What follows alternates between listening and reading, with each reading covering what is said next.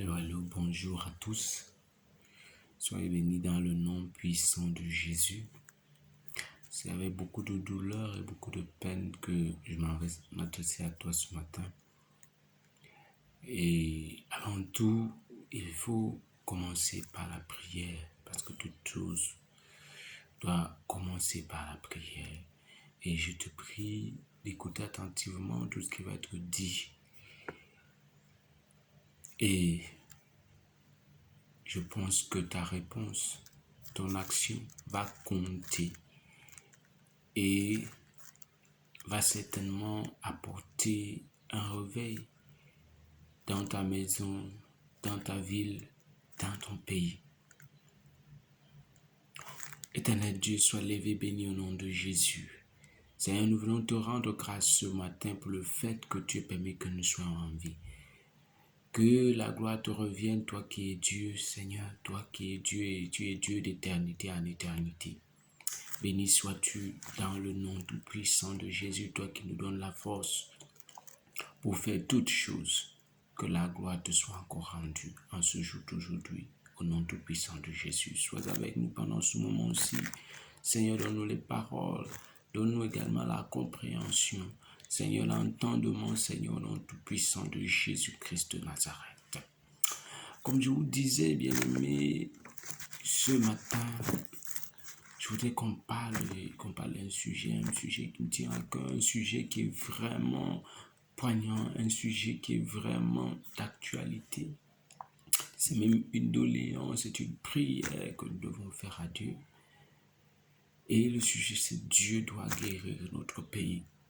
Dieu doit guérir notre pays.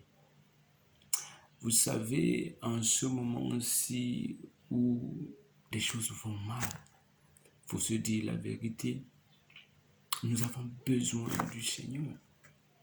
Nous avons franchement besoin du Seigneur. Et nous pensons que c'est pas la politique que nous viendra le salut. Nous pensons que c'est pas nos marches, nos manifestations que viendra le salut. C'est pas nos programmes économiques bien ficelés que viendra le salut. Parmi toutes ces que j'ai citées, il y a des choses qui sont bonnes. Mais est-ce que c'est par là que viendra notre salut? Est-ce que c'est par là que viendra le salut de notre pays? Les choses vont de mal en pire.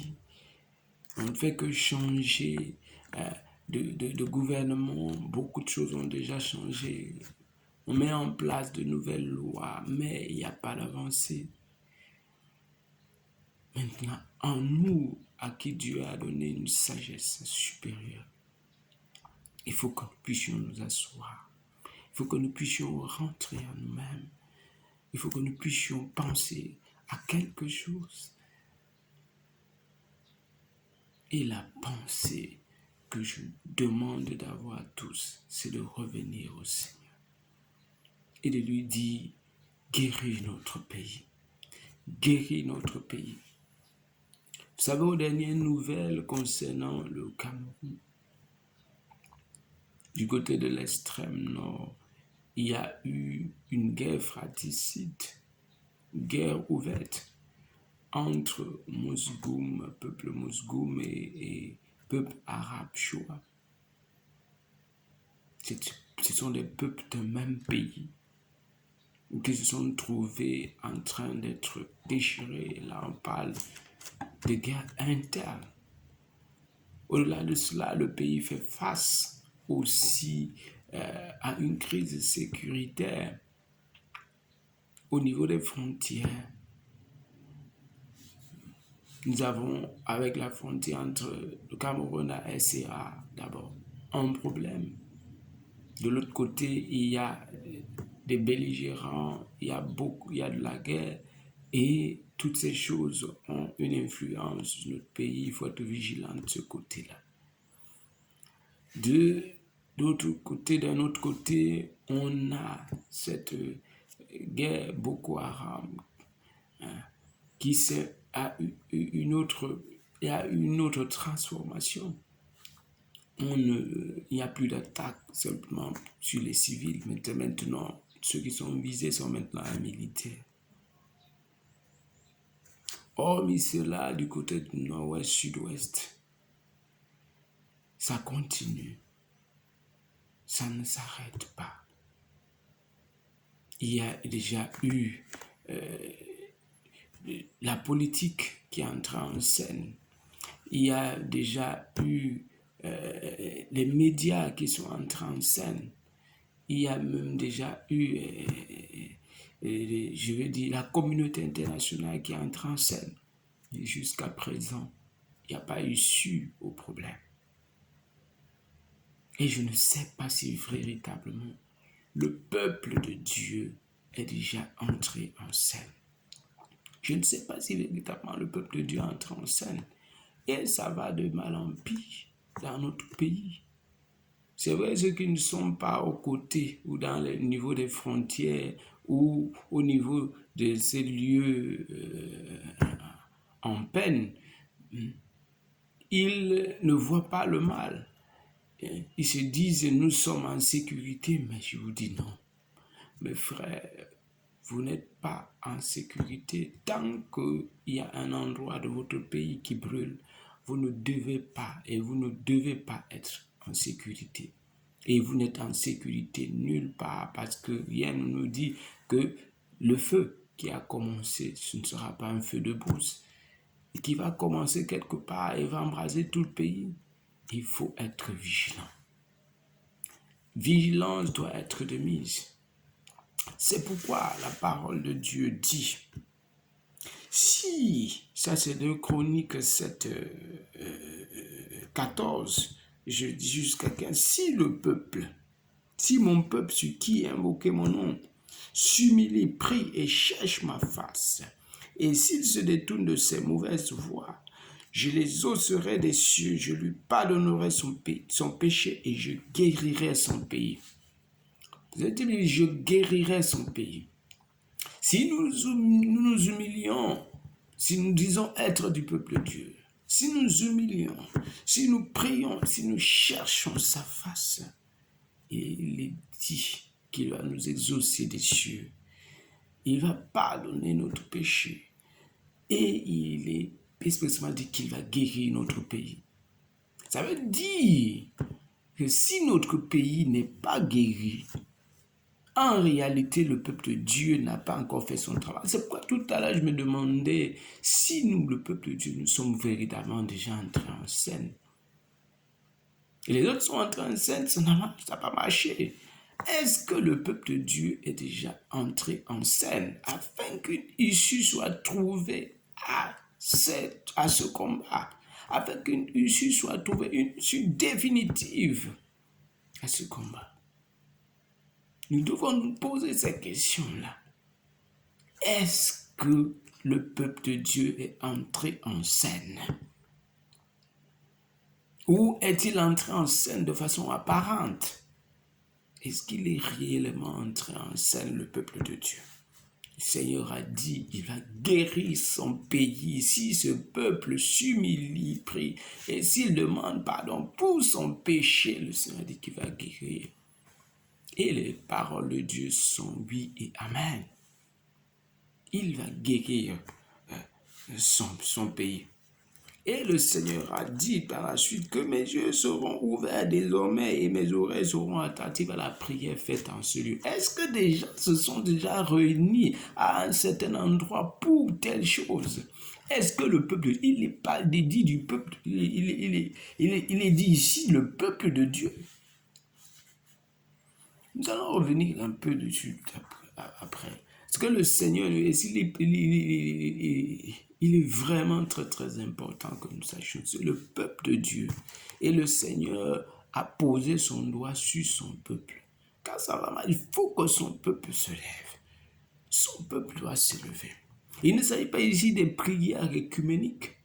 Des prières qui réunissent tout le monde, où on fait un amalgame. On prend ici sorcier, on prend ici des vins, on prend ici une partie du peuple de Dieu et puis il y a tout un mélange. On se dit, on va prier ensemble pour la prière pour la nation. Et on se dit, voilà, Dieu va guérir. Il a dit, le peuple sur lequel est invoqué son nom, si s'humilie et prie, lui, le Seigneur, va apporter la guérison à son pays. Si la guérison n'est pas encore arrivée dans notre pays, le Cameroun, ça veut tout simplement dire que le peuple de Dieu ne s'est pas encore levé, ne s'est pas encore humilié, n'a pas encore prié, n'a pas encore demandé pardon pour son péché afin que Dieu lui guérisse le pays, son pays dont le peuple de Dieu au Cameroun ne s'est point encore levé afin que Dieu guérisse le Cameroun.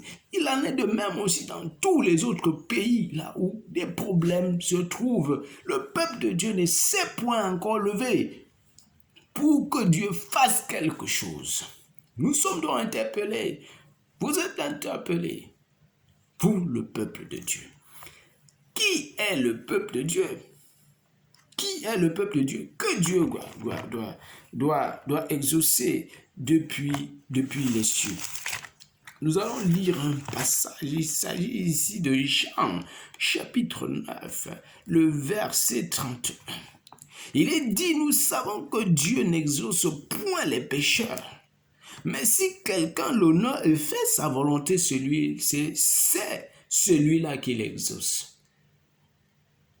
Ceux-là qui font la volonté de Dieu, ce sont ceux-là qui sont le peuple de Dieu et ce sont ceux-là que Dieu va exaucer.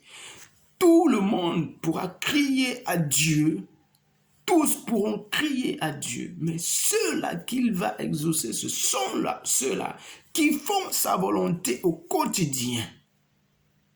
Ceux-là qui l'honorent au quotidien dans leur marche. Ce n'est pas ceux qui crient Seigneur, Seigneur, ils ne font pas ce que Dieu demande, ne font pas la volonté de Dieu. Ils ne sont pas du peuple de Dieu. Dieu dit bien qu'il connaît ses brebis.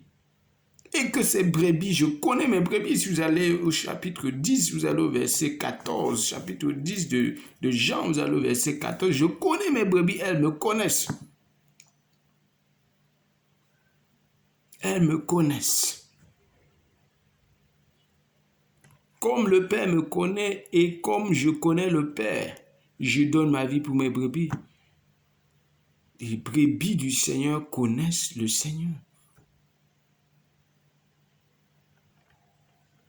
Et plus loin, il dit, il faut que je l'amène. Elles entendront ma voix. Il y aura un seul troupeau. Donc les brebis du Seigneur entendent la voix du Seigneur. Donc elles écoutent les recommandations du Seigneur.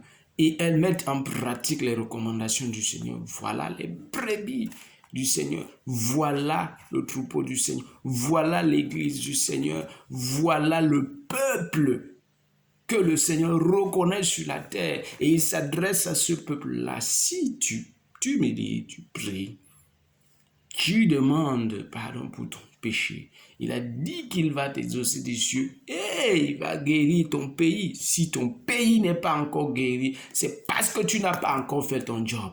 Tu n'as pas encore fait l'activité pour laquelle Dieu t'appelle.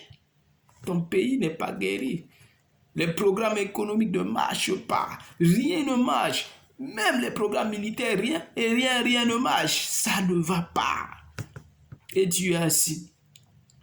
Tu continues d'aller dans ton assemblée. Tu continues de t'asseoir dans ton assemblée. Et à côté de toi, rien ne marche. Tu penses que ce qui est au niveau des frontières ou ce qui arrive dans des zones en crise ne va pas te trouver. Et tu es assis. Tu es tranquille. Je te le dis et je te redis encore. Ces choses sont comme un feu de brousse. Ça quitte d'un endroit et ça arrive à un autre. Il ne faut pas que cela advienne. Pendant que tu es encore vivant et quand tu es dans ton pays, si ça arrive, c'est parce que tu n'as pas fait ton job et tu n'as pas accusé le Seigneur.